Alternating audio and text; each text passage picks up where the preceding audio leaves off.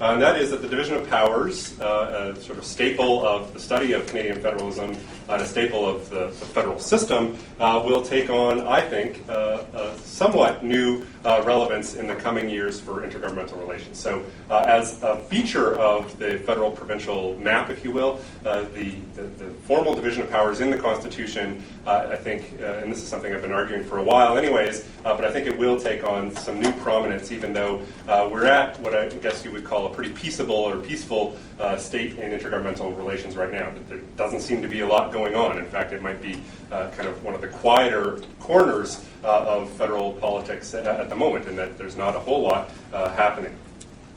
So as I suggested in, I think, the little blurb that was sent out, there is a kind of peaceable moment going on in Canadian intergovernmental relations, or Canadian federalism.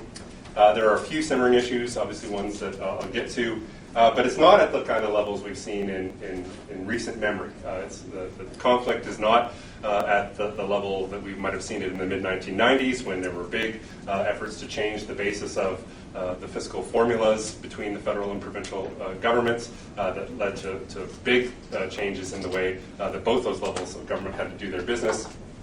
And it's certainly not in the mode of the kind of glory years of constitutional battles in the early 1990s and even back into the 1980s, where you had massive federal-provincial conflict. I was struck by clips on I think it was The Current visited Calgary last week on the radio, and they spoke with Peter Lougheed, and they played some old clips of him and Trudeau, kind of with their little barbs at each other, and just the tone actually was shocking for the kind of contemporary ears. The willing. I mean, we all know the kind of catchphrases. I think Lougheed at one time said, "Let the Eastern bastards freeze in the dark." No one says stuff like that anymore in federal politics. Trudeau's famous salute. All these kind of things that really suggest a much higher level of tension than we see today. And maybe it's kind of there's still underlying tension, but what we see today now is a kind of a big yawn for most of those kinds of topics. In fact, the best piece of evidence for the peaceable state of Canadian intergovernmental relations was the complete non-event that the Council of Federation meeting was this year in Vancouver. There was very little coverage of it. I had a reporter from the Globe and Mail call me and say, why, he's really searching to have something to say in the story about, is there some tension, is there something? And I was like, well, there's not a lot.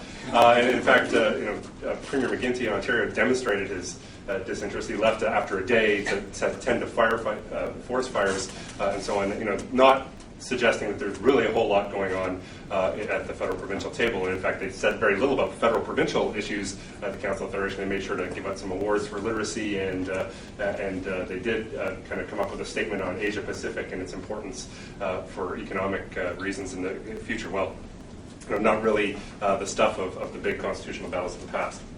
There is one little constitutional issue. It's starting today, actually, the second reading in the House today of the Senate Reform Bill, which I do think will be an issue of some contention. It's not, though, grabbed the people's attention. I haven't heard it mentioned as an election issue in any of the provinces that are currently going through that, and the premiers haven't said much, with the exception of our premier, who sort of made a misstep in sort of thinking what other things might be able to be done at the same time, and in fact it turned out to be a big gaffe. And that was that reporter from the Globe was really interested. Did her saying that before the meeting make a difference? And I was like, well, I don't think it's going to make much of a difference, and people haven't talked about it much at all. So why this piece? Part of it is that some of the big battles have been fought and are sort of at least comfortably under the rug for now. Healthcare in particular is got a sort of set formula for the next 3 or 4 years that is keeping the battle under wraps for the time being. The federal government is going to increase its CHT funds for the next little while by legislation, and so there's not really a lot to talk about there. This was the Martin Fix for a Generation, if you recall that, in 2004, but that expires in 2013-14, and so that might be part of it. Another part, I think, is that what those battles that took place in the 1990s and onward achieved, and that was, to some degree, setting up the provinces and the federal government for less conflict in the kind of economic times we find ourselves today. So obviously there's more demand on government spending when we're in a recession or something like that, but because the federal government was managed to sort of balance its books partly on the backs of the provinces in the 1990s, no doubt, it's in a stronger position to weather the recession. And because the provinces had to deal with that as well, because of the big cuts that came from Ottawa in the 1990s, to some degree they were in a stronger position to deal with the recession as it came, because they had fewer programs going out, and then so they were less dependent on the federal government, less necessary for them to fight with the federal government about the resources the federal government was probably not going to want to give. So in fact, what we've seen instead is actually a little bit of spending, and a federal government with somewhat of a degree of generosity in its infrastructure programming and the rest, because it's not in a position where it has to be bound by the spending that the provinces are going to do. So the federal government did two things in the 1990s that were really important. One was obviously just reducing the overall expenses that are transfers to the provinces. The other was disentangling federal expenditures from provincial ones. And so up until the changes to the big transfers that Martin brought in the 1995 budget, when the provinces spent more, the federal government had to spend more because they were subsidizing 50 cents of every dollar that the provinces were spending in some of the established program financing areas. When he disconnected those and said, you get this much money, spend it as you please, that stopped the federal government from being kind of hostage to the provinces needing to spend more in areas of social policy. So when a recession comes and the provinces have to spend more on welfare and other areas, the federal government automatically just had to boost its transfers to the provinces. That's no longer happening. It's on a much more stable foundation, but one that is obviously smaller and not as generous. But they're not vulnerable to each other in that way. So the CHST, as it was called then, now the CST, CHT, Canada Health and Social Transfer, and Health and Social, and the separate ones, in hindsight was pretty brutal. It forced a lot of rationalization on the provinces, but at the same time helped, I think, to cope with the kinds of times we're in now. And so we're not looking at, I'm in a university sector, and you are too. We're still hiring in universities, unlike the university system in California and places like that, which are just devastated by what's happened to their tax base and to their ability to spend money, right? So we're still in relatively good times, even though the world is in a recession, because the provinces are really less dependent that way. So lump sums, one-time payments, and decrease, I should say the corresponding decrease in federal conditions, because the federal government, when it cut those costs, stopped telling the provinces what to do as much, has reduced, I think, a big portion of what would be federal-provincial conflict, and that's part of the reason why we're in such happy times, at least on federal-provincial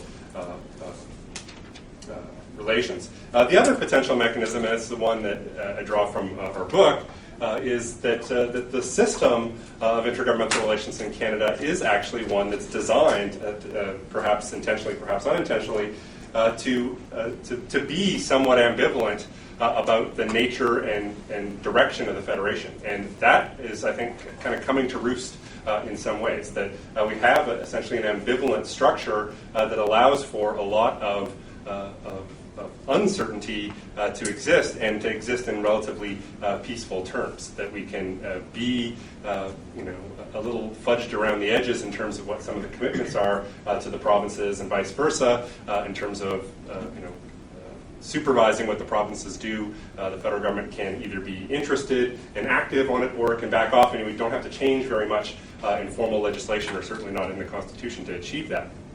And so we have a very rubber dull kind of federalism that allows us to twist back and forth when we need to, and that's, I think, kept things at a fairly peaceful level as well. It's also a good thing to some degree, and I think we're quick to forget, and this is another theme that we tried to do in the kind of conclusion of the book, how stable the Canadian Federation really is in the big picture. Only Switzerland and the United States rival us for the kind of length of our constitutional history and stability, in terms of the exact constitution we have right now. The French may have had a revolution before we wrote our constitution, but they've had 5 republics since then, right? I mean, we have had quite a lot of stability with the basic arrangements that we have in place. They've had to evolve very much on the informal side, and that's a key part of it, but that's the kind of federation we have. It's one that does find a way to cope. But there's conflict. conflict to come, because I think it is a cyclical world, intergovernmental relations. And I sort of see three challenges, and this is the kind of gist of the rest of my talk, three challenges that would help it. One key one is the division of powers, which is just as my thesis, but I have two other ones that I think will help push things along a little bit as well.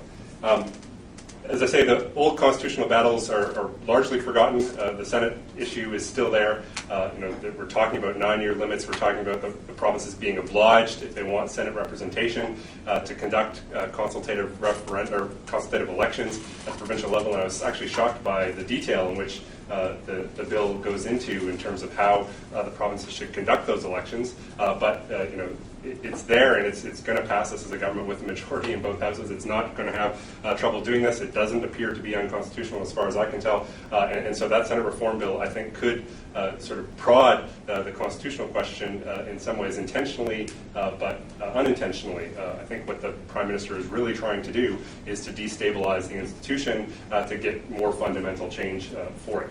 I think he's making some tinkering around the edge that will demonstrate just exactly how dysfunctional an institution it is. When you have a handful of senators who are elected and limited to 9-year terms, and a bunch of the old-style senators, including a large number of ones that he's put there himself, who can be there till age 75 and don't have any sense of accountability, I think the whole institution is going to work in a much different way, and one that will ultimately make it very unstable.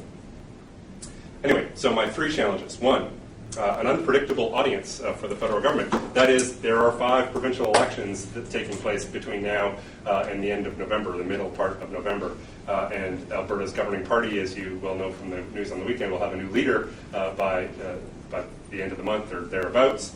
We already have a new premier in this province. There's a lot of turnover in the provincial elites that are a part of Canadian federalism.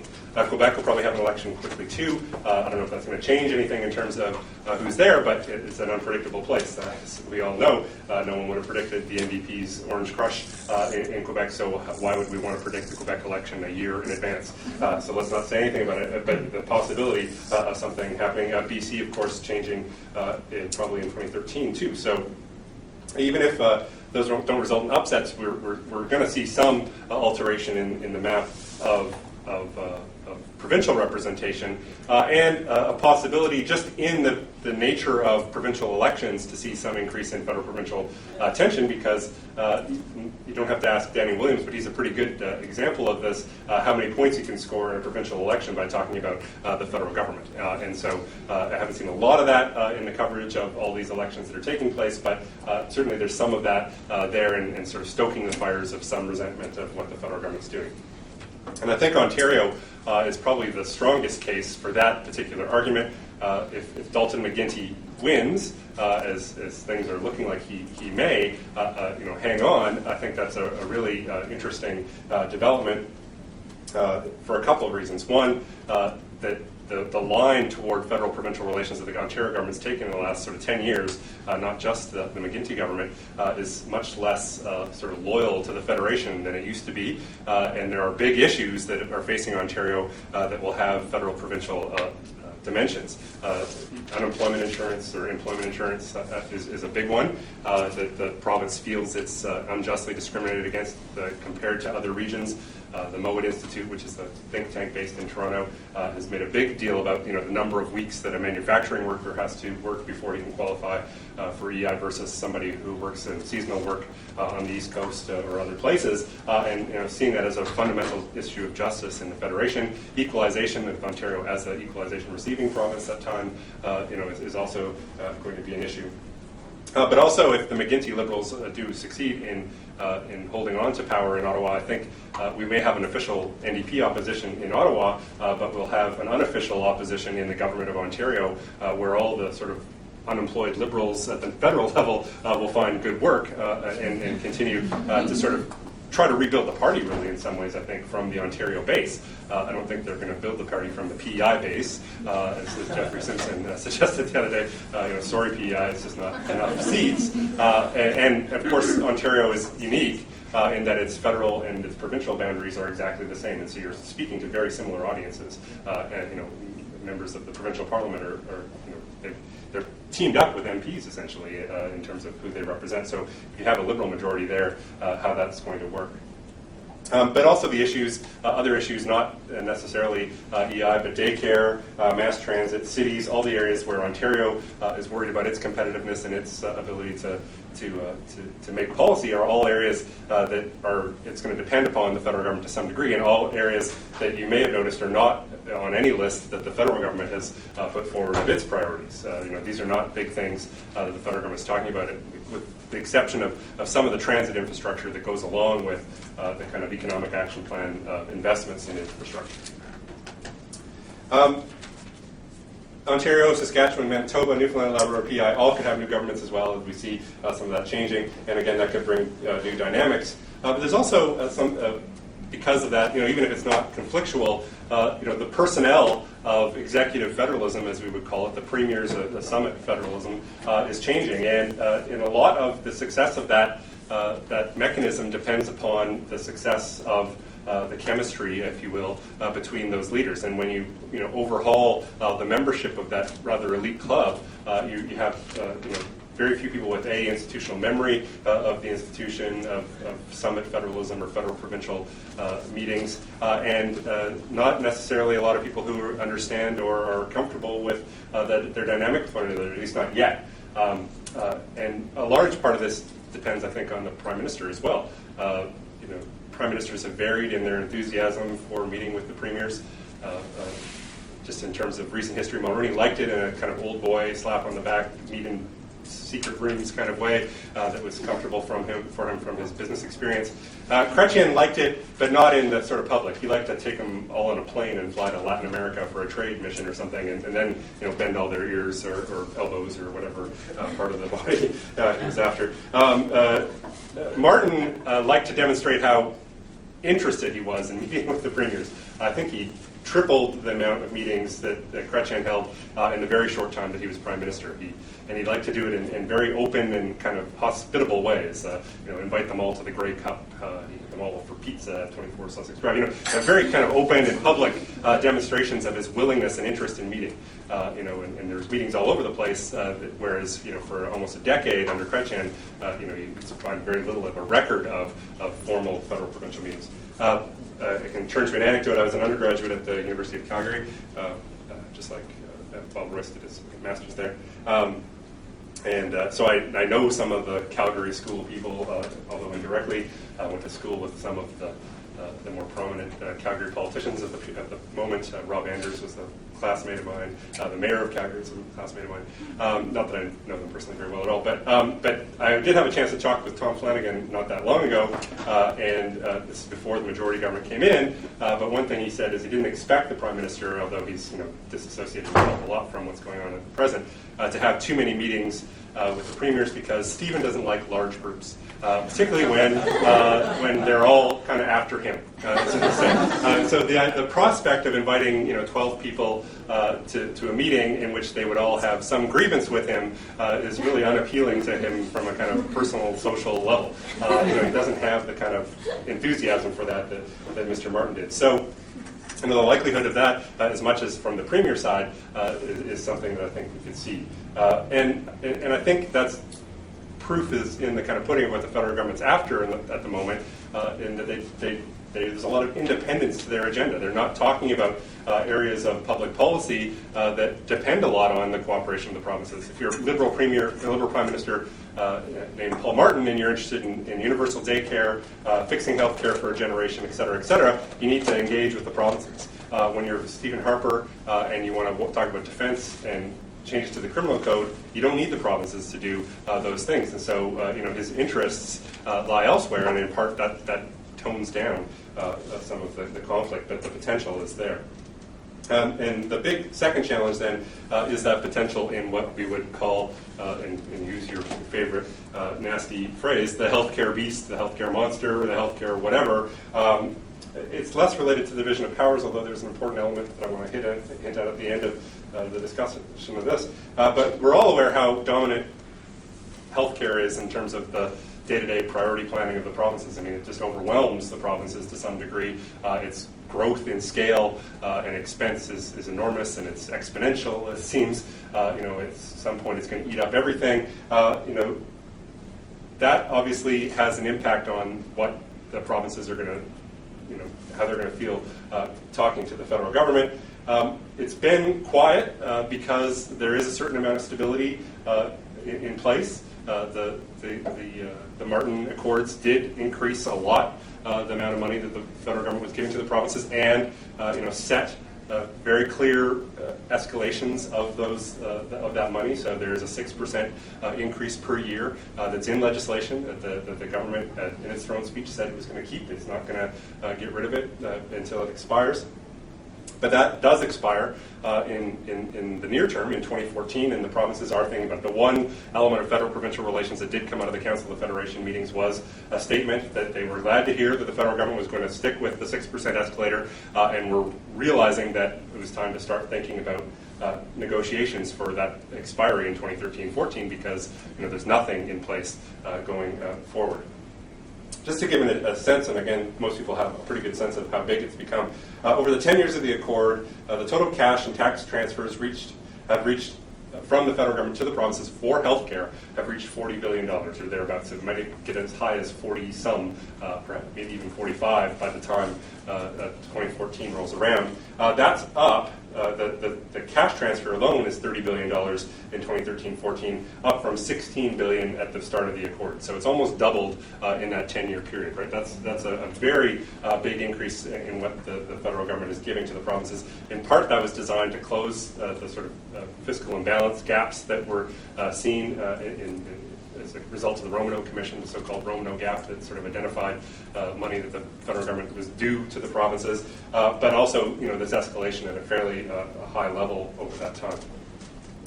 As I said, the Conservatives have said they're going to keep that commitment, although they've reneged on other federal commitments to the provinces. Obviously, the Kelowna Accord and things like that they canceled right away. But they're going to keep that, but they haven't hinted at all what their approach is after that. I think a couple clues are important. One is that the date for balancing the budget, according to the latest statement from the finance minister, is quite coinciding with the expiry of the healthcare accord. So 2013-14, he's talking about balance hopefully in 2014, probably 2015. I'm not sure what that last number in the column on 2015, what that conceives of the increases to the provinces for healthcare is in that next fiscal year. I'm sure the provinces think it's more than 6%, but I'm guessing they're thinking less than 6% in terms of the federal calculation, because it's such a big number. But I think the division of powers is going to matter a little bit here, and this is the first attempt at saying it. Here's why. This is not a federal government that has campaigned or even talked about the Canada Health Act and its implementation or enforcement against the provinces. This is not a government who has a support base that says you should enforce the national standards of the Canada Health Act against the provinces and don't let them experiment with two-tier delivery or with private sector delivery and so on. This is not part of the federal government's agenda at all. They're not worried about that kind of erosion or the insurance of those. Not that other governments have enforced the Canada Health Act, but they're certainly not in any position where they feel pressure to address that. Instead, I think this is the federal government that by 2013-14 or 14-15 is going to look at provinces who come cap in hand and say, look, we've got this healthcare beast and it needs more money. And they're going to say, we've just gone through a gigantic structural review with lots of rationalization, lots of loss of federal public service jobs and program cuts. What have you done since 2011, 2010 to do the same thing so you have money for healthcare? And I think that is where the division of powers comes in. They're going to say, it's your job, not ours, and you have to take care of your own house because we've been taking care of ours. It's that maintenance of the 6% escalator in the speech from the throne was the second part of the paragraph on healthcare in the speech from the throne. The first part of the paragraph on healthcare in the speech from the throne was, we respect and are committed to respecting provincial jurisdiction in healthcare. So a very clear clue that it's the province's job, not ours, to deal with that. So I think they're going to be much less sympathetic to arguments about kind of coming back and saying we need to increase the escalator clause, or put it in for another 10 years at 8% or something like that. And I'm not a health economist, so I can't tell you if that's what you need. You might need 12%, as far as I know. But I don't think they're going to be ready to do that. I think they're going to say we've balanced the budgets and we're not interested in kind of going back into deficit so that we can deal with this at the provincial level. I think the province says, well, this is where the conflict's going to come from. They're not going to be happy about that. They will scream about it. And 2015, of course, coincides with fixed election legislation, which should have us talking about a federal election as well around that time. And two contending opposition parties that I think are happy to take on that mantle of being defenders of the public healthcare system and the rest. So I think that could be a big battle. Just like Stockwell Day's federal election, we're going to have a federal election fought over an area of provincial jurisdiction talking about healthcare the whole time when it's not even something that the federal government is constitutionally required to do. But it will be the kind of central issue, I think, and will continue to confuse Canadians who don't understand that the provinces are primarily responsible. All right, the third challenge, and this is the one that gets a little bit more into the division of powers. We do have a majority government now. It's one, I think, that's feeling its oats, and I think this week will be a clear demonstration of it. It's eager to implement some of its core program, and I think to some degree that can run up against other provinces. It's not problematic for federalism because efforts to toughen the criminal code, boost the military on their surface appear to be wholly within the purview of the federal government, but they have subtle provincial elements that I think will come to roost. There are a couple of issues where they have been determined, and I think this, again, signals the kind of attitude toward the division of powers that the present federal government has. On the National Securities Regulator, Finance Minister Flaherty has been unwavering in his determination to bring in a National Securities Regulator and unwavering in his belief that it's fully within the federal government's jurisdiction to do so. We're waiting for a Supreme Court reference that will, I think, tell us so, given what I know about federal-provincial division of powers and the interpretation of those elements of the Constitution. I think it's almost as much a no-brainer as the firearms reference was in terms of I think the court is not going to have a lot of choice based on at least its own precedent to say that the federal government has jurisdiction to do this. The provinces who've been most vociferous against it, Alberta and a few others, I think have perhaps misplayed this a little bit. The informal way to deal with this in the past is something that we saw in the kind of first round of this discussion. We'll have regional centers, and there'll be a lot of regional input into the National Securities Regulator. We'll have offices in Calgary and Vancouver and blah, blah, blah. I think if they win the reference and are, empowered jurisdictionally without any constitutional doubts, that the head office is going to be in Toronto, and there might be a couple of, satellite offices, but, there's not going to be the kind of passport system and all the kinds of things that the provinces have suggested as an alternative to a National Securities Regulator. I think you're going to get a genuine National Securities Regulator out of that process. The whole project of the National Securities Regulator, I think, has a kind of formalizing tone for intergovernmental relations that is, I think, a key to the way that things are going to go forward. There's a sort of fallback to our jurisdiction here, and this is what we're supposed to do. That's what you're supposed to do. You're doing something you're not supposed to. We're going to take it back, and we'll go to the Supreme Court and get a ruling that says it's ours, and then we'll do it, rather than do the kind of informal thing, make up some kind of half-baked compromise that has offices all over the place and roles for the provinces. It's the kind of traditional thing we've seen in Canadian federalism history, but not this time. I don't think. I think what we're going to see is something that's much more definitive, black and white, what have you.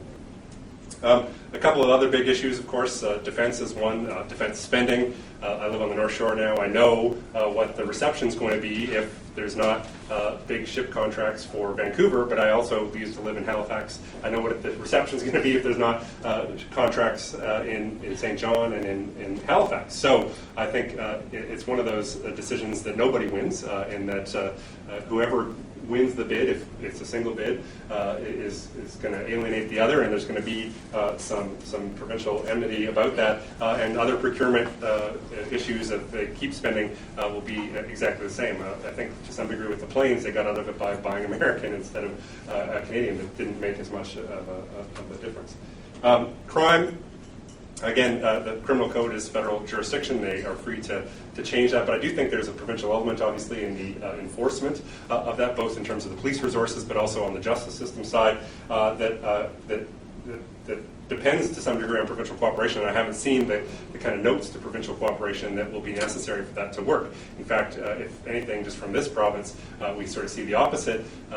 We hear on the news all the time about a shortage of prosecutors, a shortage of courts, a shortage of judges at the provincial level, things within the provincial government's budget to cope with all of the extra prosecutions that the police are able to recommend. In fact, we're talking about now about not prosecuting some of the riot offenders because there might not be the capacity in the system to actually process them, and that's partly the provincial government's fault because it hasn't sort of prioritized that issue nearly as much as the federal government has. Well, the federal government's creating lots of tools for police, lots of tools for that side, but if the resources aren't there and the provinces are in charge of a big portion of those resources, that's going to make a difference. So I think those are key areas. Environment, I only had 30 minutes, so I'm not going to say anything about it, it's too big. But it's a jurisdictional mess anyways. And so when we start talking about climate change, it's not clear actually who has jurisdiction, and there is a battle there, obviously. But it's much an interprovincial battle, as you know, as it is a battle between the provinces and the federal government. Quebec, other hydro provinces are sort of one side of the coin versus oil producers. Quebec is moving in that direction with shale gas. So we'll see what happens. The last thing on the federal government's agenda, not division of powers related, but seemingly, I don't know what the right word is, tone deaf on the part of the federal government, is the kind of poking of the Quebec issue.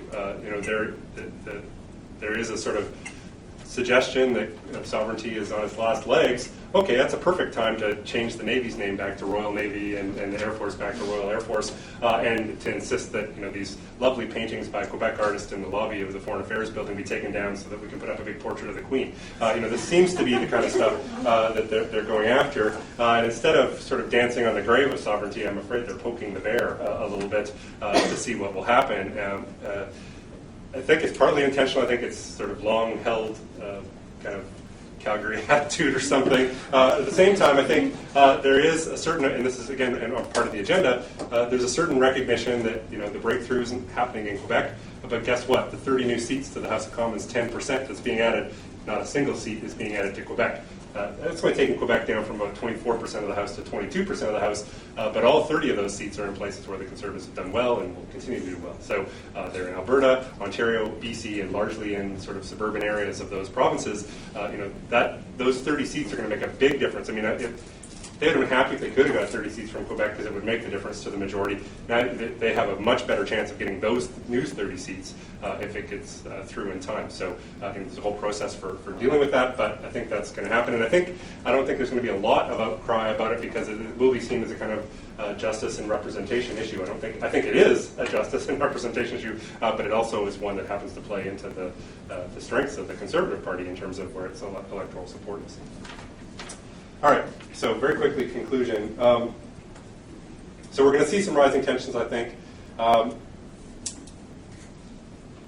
in part because we have a federal government whose first instinct isn't to sort of play with the provinces or play in the province's sandbox or to appease them in trying to do it, right? It's not their sort of first instinct as it was Martin's. I mean, Martin recognized that if he was going to have an impact on policy, it was going to be in healthcare and daycare, those kinds of areas. And so he knew, before he was even prime minister, actually, he had one of those first summits with the premiers. The football game one was before he had actually taken over the job. But he knew that he was going to be dependent upon the provinces. I think the present prime minister is exactly the opposite in terms of, if he's going to win the kind of things he wants to do, he just doesn't need the provinces in the same way.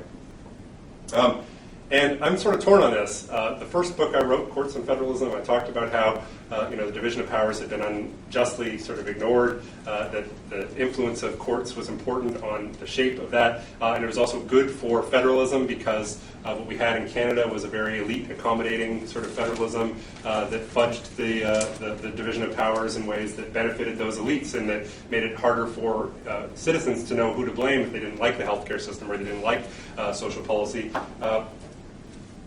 But at the same time, I recognize now that, as a result of sort of working on that second book, that there's a little bit to be said for some of the ambiguity and ambivalence that are there. We prosper by it to some degree because we keep tensions at a sort of minimum. So I'm not sure which way I really want to go. I'm somewhat on the old, and I think it was the old Trudeau method of saying that you have to be clear who's responsible for what. This was his objections to university grants from the federal government to the provinces way back before he was really a politician, because he thought that upset the clear division of powers because it was unclear who to blame if you didn't like something. But this sort of more formalizing approach, I think, has the tendency to raise tensions. It has a tendency to back into camps and to make it harder to come to the kinds of agreements that the provinces and the federal government sometimes need to. Part of that, I think, is unintended genius. We have this kind of preference for not stating definitively what the provinces and the federal government agree on. You read the Social Union Framework Agreement, you read the healthcare accords, there's all kinds of language that completely glazes your eyes over because it's intentionally, I think, ambiguous. In fact, we're not even sure what, in the healthcare accord there's this thing about asymmetry for Quebec, and it just says we'll recognize Quebec as jurisdiction, but it really suggests that you're going to do the exact same things because you're negotiating one-on-one with all the provinces anyways. And so, we're not even sure what asymmetry means, in that regard. And if you read it, it's completely hollow. So part of that unintended genius is not facing the fundamental problems of the Federation by trying to deal with things in jurisdiction. That's really, I think, the roll of the dice part of what Mulroney did in terms of his constitutional proposals was trying to pin things down and leave them. That was the real risk, and it passed. And we've kind of learned that lesson. I don't think anyone's talked about the division of powers too much.